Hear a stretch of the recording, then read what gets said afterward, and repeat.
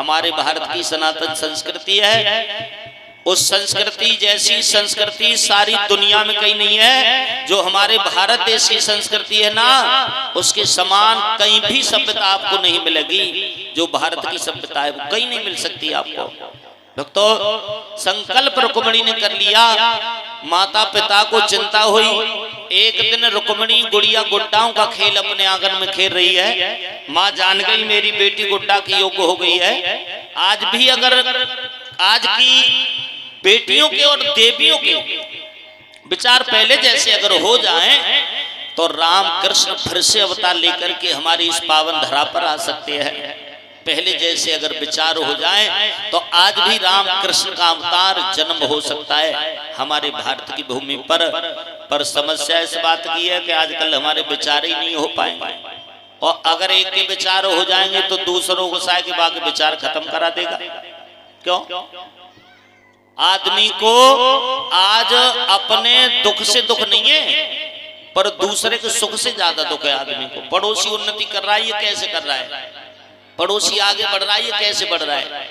अगर आपसे कोई जलने लग जाए, कोई घृणा करने लग जाए किसी भी बात से लेकर, तो आप ये समझना कि हम इससे श्रेष्ठ हैं, हम इससे बढ़िया हैं, हम इससे आगे हैं, इसलिए ये हमसे जल रहा है। छोटे मोटे आदमी से कोई जलता थोड़ी है?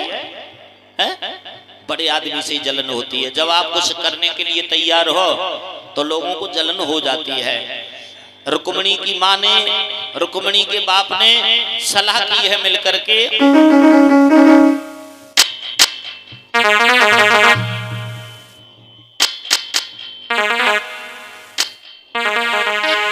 और सोचने लगे हमारी बेटी शादी के लायक हो गई है। दरबार में आए हैं और दरबार में आकर के महाराज भीष्मक बारी बारी से पूछने लगे हैं और ये बोले, ये बताओ हमारी बेटी रुक्मिणी के लिए कोई लड़का बताओ। एक तरफ दरबार में राजाओं के नाम बताने लगे और दूसरी ओर के लोग और राजाओं के अंदर गुण और अवगुण गिनाने लगे। कोई राजा पसंद नहीं आया तो एकदम रुकुम खड़ा हो गया।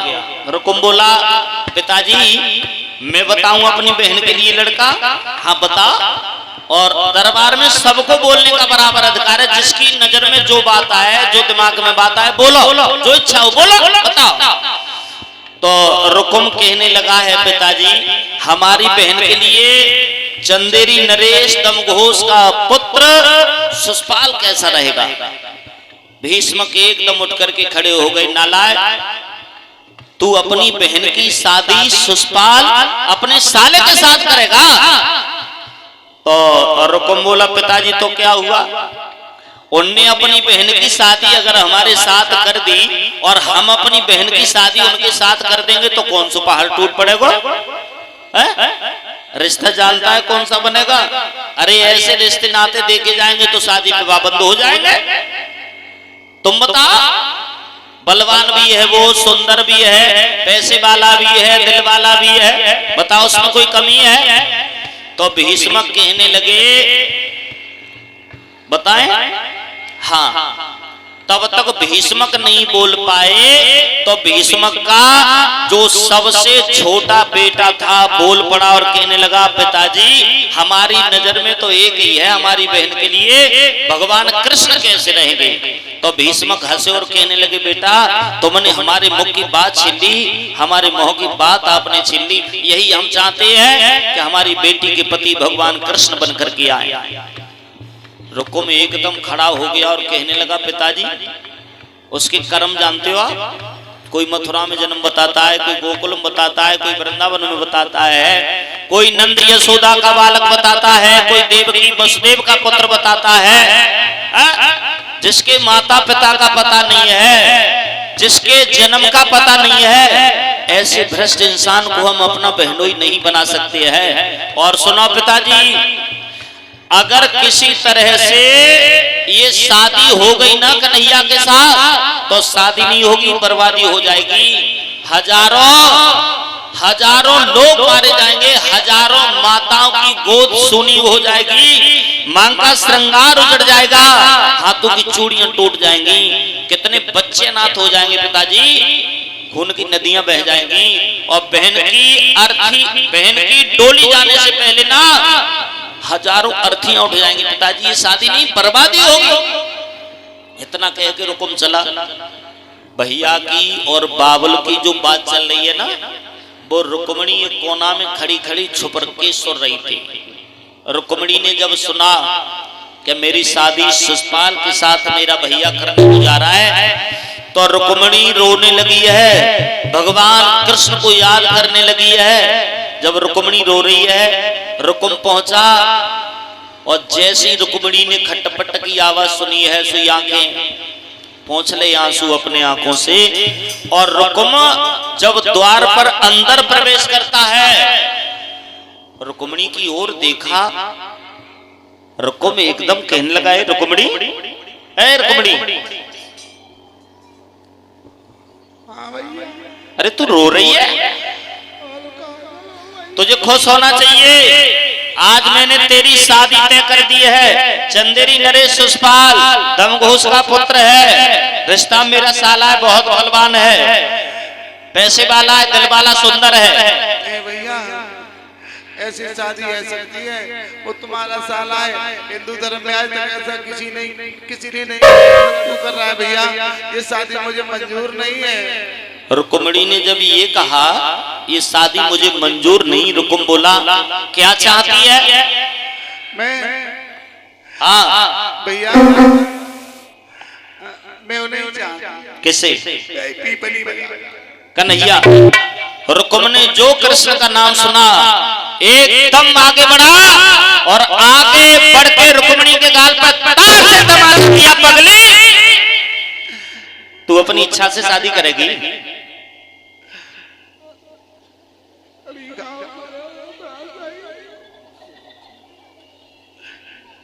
भैया गाल पर तमाचा मारता जाको तो नहीं है, पर अब शादी करे तो भाई के संग। देखता हूं तू अपनी जिद चलाती है। रुकुम वहां से चला, ब्राह्मण को बुलाया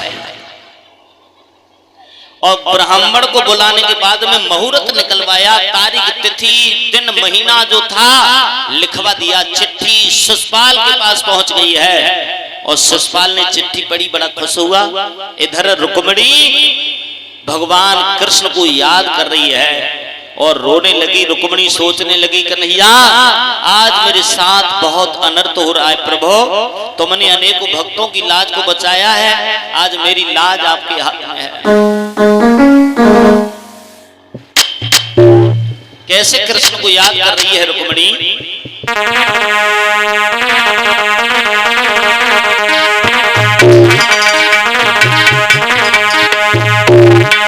ओ बंसी मारे श्याम,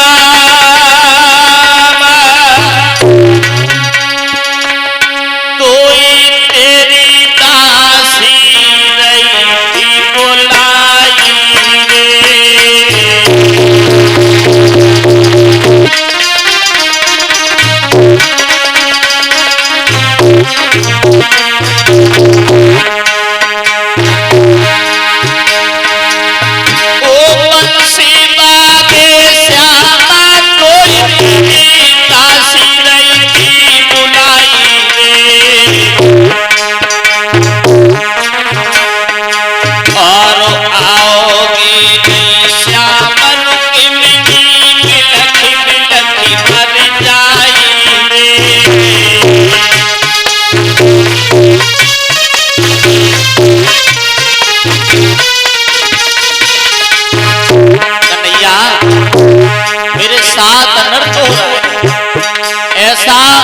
हिंदू धर्म में आज तक किसी ने नहीं किया।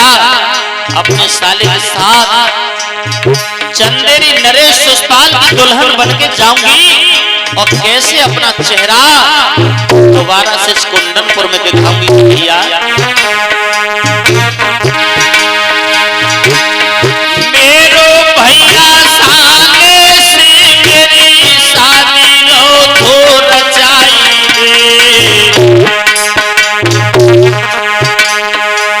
और करके कन्हैया की याद रुक्मिणी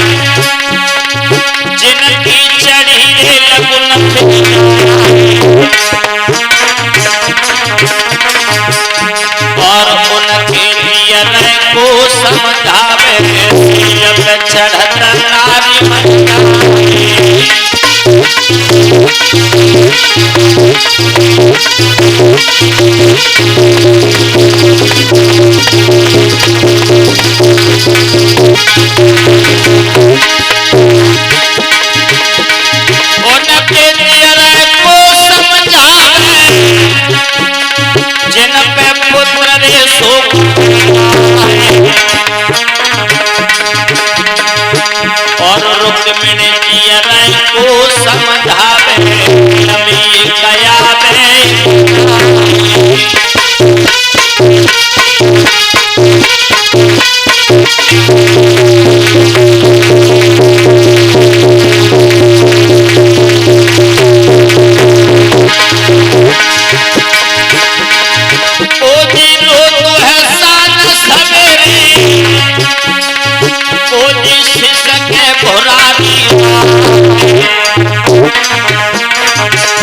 और कोजी रो तो है बंद पड़े में कोजी रो तीज त्योहारे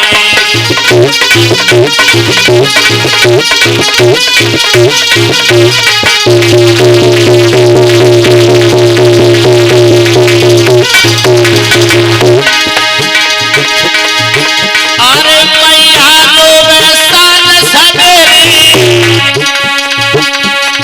दुखिया से सके भुरानी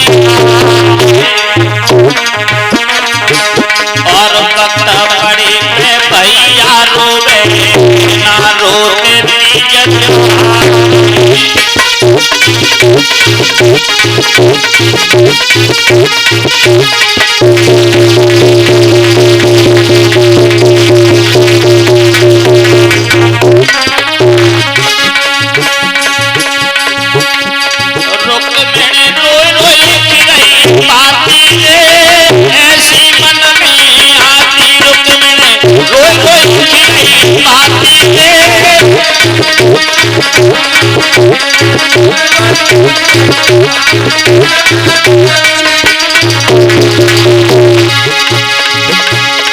जो मेरे हाथ में माचिस होती जो मैं तो आग लगाई मर जाती ऐसी मन में आती तो आगे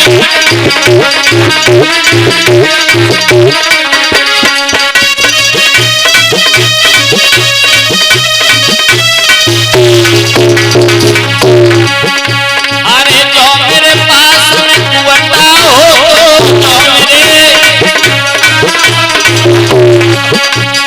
मैं तो पानी में डूब के मर जाती ऐसी मन आती मैं तो पानी में डूब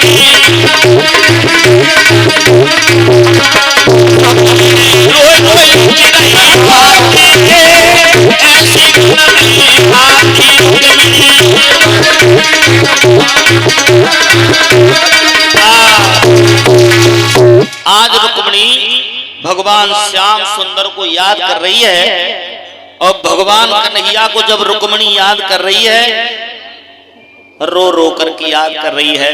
शिशुपाल, जरासंध और विदुरथ बड़ी भारी सेना के साथ में 3 दिन पहले से डेरा लगा ले आके कुंडनपुर में। जब कुंडनपुर में आकर के डेरा लगाए, छत पर रुक्मिणी पहुंची है, देखा अरे ये तो बड़ी फौज आई है। बड़ी फौज के साथ जब दल देखा रुक्मिणी, अब तो बैठ गई है रुक्मिणी, फपक फपक के रो रही है छत पर। एक सुदेव नाम के ब्राह्मण वहां से होके गुजर रही है और सुदेव नाम के ब्राह्मण ने जब रुक्मिणी की आवाज सुनी, किसी लड़की की रोने की आवाज आ रही है, तो पंडित जी उस आवाज के अनुसार रुक्मिणी के पास पहुंच गए, बैठ गए, पंडित जी को नमस्कार किया। बेटी रुक्मिणी, अरे तू रो रही है, तुझे खुश होना चाहिए, तेरी शादी तय हो गई है, बारात आ चुकी है, चंदेरी नरेश शिशुपाल बलवान है, पैसे वाला है, दिल वाला, सुंदर है, उससे सब राजा डरते हैं और तू रो रही है। रुक्मिणी हाथ जोड़ के कहने लगी, पंडित जी मेरे साथ बहुत धोखा हो रहा है, मेरो भैया वो करने को जा रहा है मेरे साथ जो आज तक हिंदू धर्म में किसी ने नहीं किया हो, आज वो मेरे साथ होने को जा रहा है। पंडित जी आपसे मैं एक निवेदन कर रही हो, आप मेरा एक छोटा सा काम कर सकते हो। पंडित जी बोले क्या? मैं अपने कन्हैया को एक चिट्ठी लिखूंगी, आप मेरी चिट्ठी भगवान कन्हैया के पास तक पहुंचा सकते हो। पंडित जी बोले रुक्मणी तेरो दिमाग खराब है? द्वारका यहाँ से बहुत दूर है, समय बहुत कम है, मेरा वृद्ध शरीर है, पहुंच नहीं पाऊंगा। तो रुक्मणी हाथ जोड़ के पंडित जी से एक बात बोली है, पंडित जी जो भगवान सकल उर्वासी तो करे मोयदपति की दास। अगर मेरी सच्ची लगन मुरली मनोहर घनश्याम से है ना तो ये निश्चित है आप पहुंच जाओगे। पंडित जी आप चले तो जाओ। बूढ़े ब्राह्मण को रुक्मणी का रोना देख के दया आ गई और कहने लगे बेटी लाल लिख दे पत्र, चला जाऊंगा। रुक्मणी ने कागज कलम लिया, घुटनों पर रखा, आंख से आंसू गिर जाता है, पत्र पर असली मोहर लग जाती है। कैसे लिख रही है? धर्म क्षेत्र में दान